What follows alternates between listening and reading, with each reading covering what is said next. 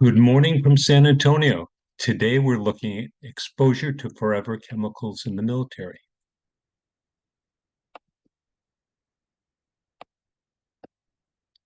Before we get started, this video is a product of the San Antonio Coalition of Veterans and Families.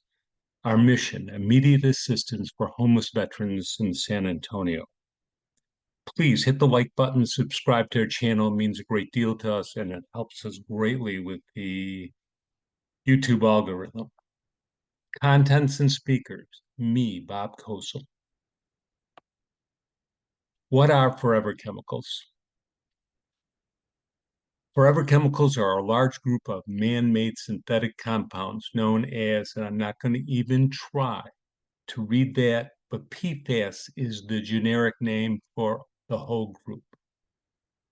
They are highly resistant to breaking down in the environment and the human body. They've been around since the 1940s, and we like them because of their properties with water, grease, the fact that they're heat resistant.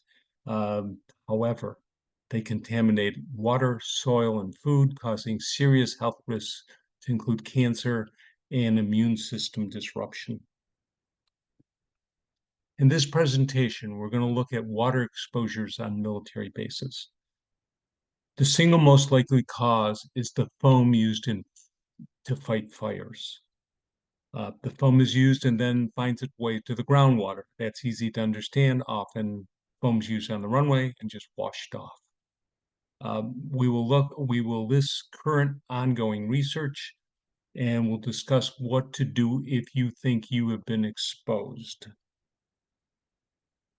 All this should be simple, but it's not.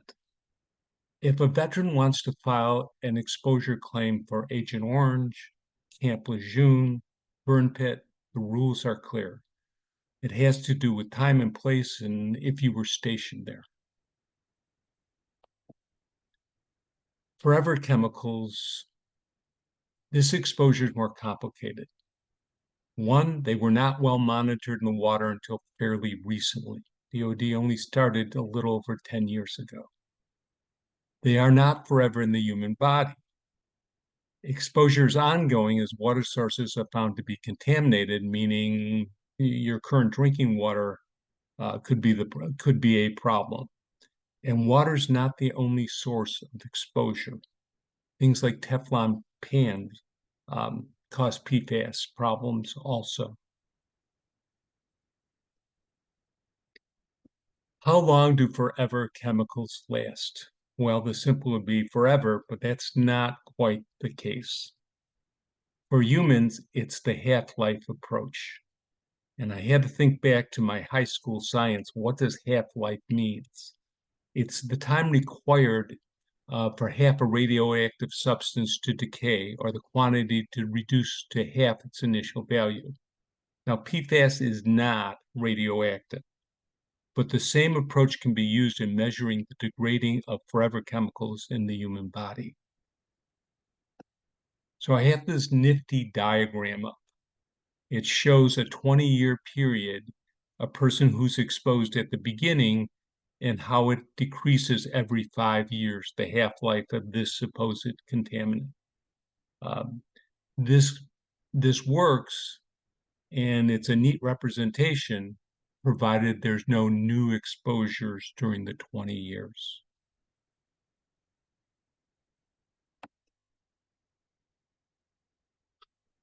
Forever chemicals, PFAS, are named for their extreme persistence with half-life exceeding 1,000 years in soil and over 40 years in water.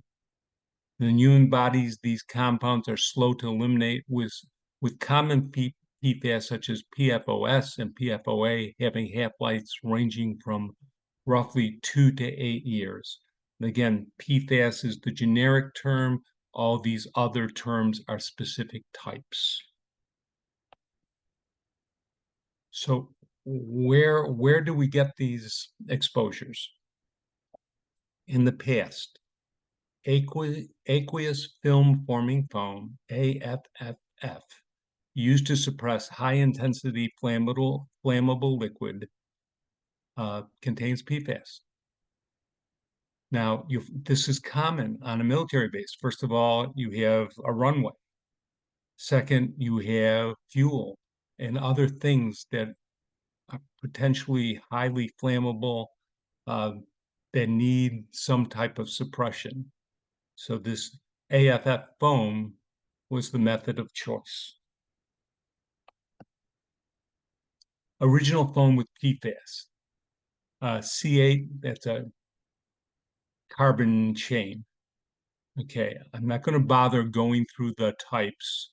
I will say the most notable is light water, which was from 3M. It was used from the 1960s to 2002. The government actually stopped using it after 3M told the government that it was potentially dangerous. So we have three types of PFAS here: PFOS, PFOA, PFHXS, and we're going to look at their half-lives. So for the PFOA, it's 2.3 years. For the PFOS, 5.5. And then for the PFHXS, 8.5 years. So the next generation foam after 2002 was a shorter chain, shorter carbon chain. It was thought they were safer, but they found to be persistent in the environment and difficult to remove from water. So again, the foam of choice, the FTS foam, was found to have PFHXA, another type of PFAS. The upside to this particular foam was the half-life was very short, 14 to 49 days, and I give the source of where I found this, but it still didn't mitigate the risk or solve the problem. So we go to the next foam, and I'm going to read the acronym and not the name. F small t, TA small o s. It didn't contain PFOS, but it broke down into other kinds of PFAS, and there's no half-life information available. So this did not prove to be the answer, and that's why I have the frowny face on the slide. Still the problem. So what's being used today? Now that we know there's problems, what are we using? The U.S. military is currently transitioning from AFFF to fluorine-free foam, F3, to eliminate PFAS. The 2020 National Defense Act mandated replacement of all the older types of foam. However, here we are 6 years later, and they still allow exemptions supposedly to end at the end of 2026. And why? The great fear of large fires, especially carrier fires. And recently we had a fire on a carrier. So the transition, we'll see what happens in 2027. EPA and PFAS. If the military is aware of this, what about our drinking water, for civilians, for just in the community? In 2024, the first standards for drinking water were set by the EPA. In 2027, it's mandated that public systems must be monitoring and informing of the results. So we should know what's in the drinking water in San Antonio. In 2031, full implementation of treatment technologies as needs indicates, meaning if you're above the EPA standards, you need to be treating the water. The military started looking at PFAS in the 2014-2016 period. The military has already started water treatment at select bases, highly contaminated ones. What do they do to treat the water? It's a charcoal filtering system that seems to be effective.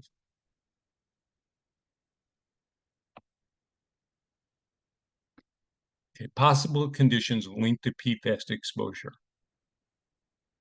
fertility issues and pregnancy-induced hypertension and preeclampsia, increased cholesterol, change in the immune system, increased risk of certain cancers, testicular and kidney are given as examples.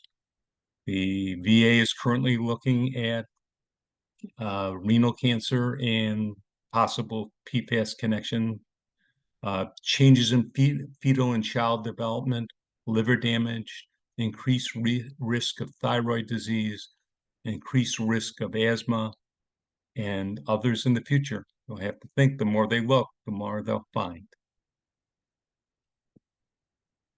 Exposures and service connection. Currently, there is no presumptive condition linked to PFAS exposure. The VA is currently evaluating research on PFAS and renal cancer.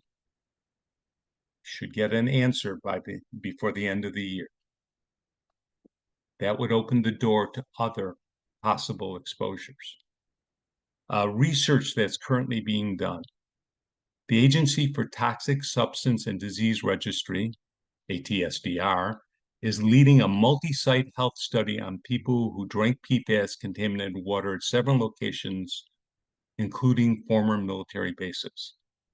This comes after an earlier 10-point study, which included Moose Creek, Alaska, which sounds like so what, which is adjacent to Eielson Air Force Base.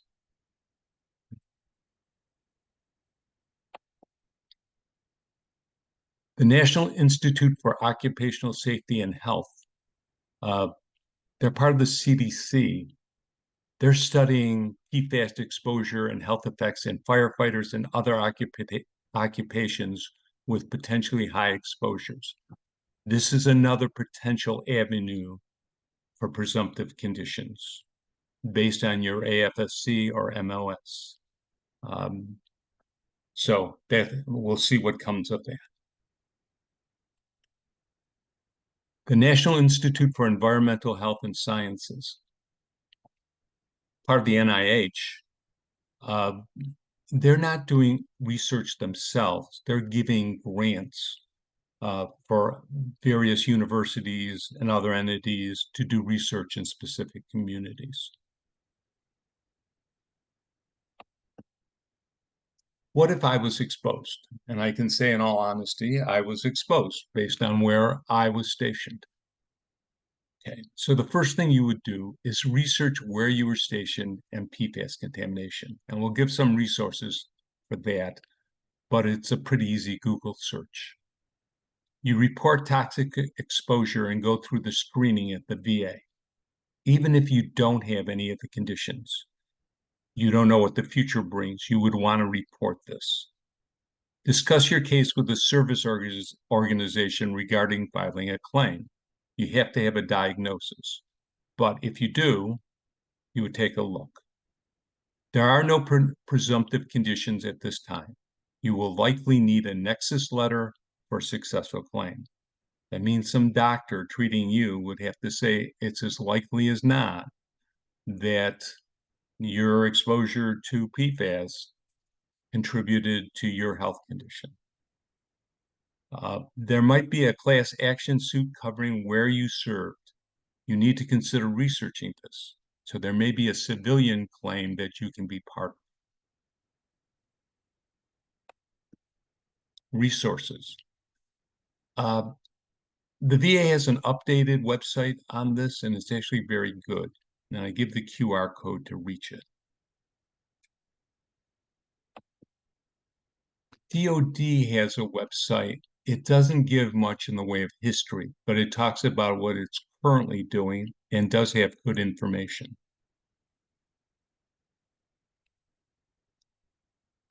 Seven hundred and 721 military sites with known or suspected discharge of PFAS. This is a good site to start a search with. It'll give you more indication about where you served and if PFAS is a consideration. From there, you can do more searches. So I was stationed at Eielson.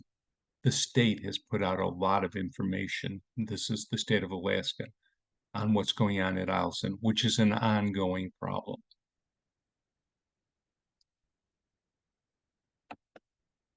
Finally, do your homework.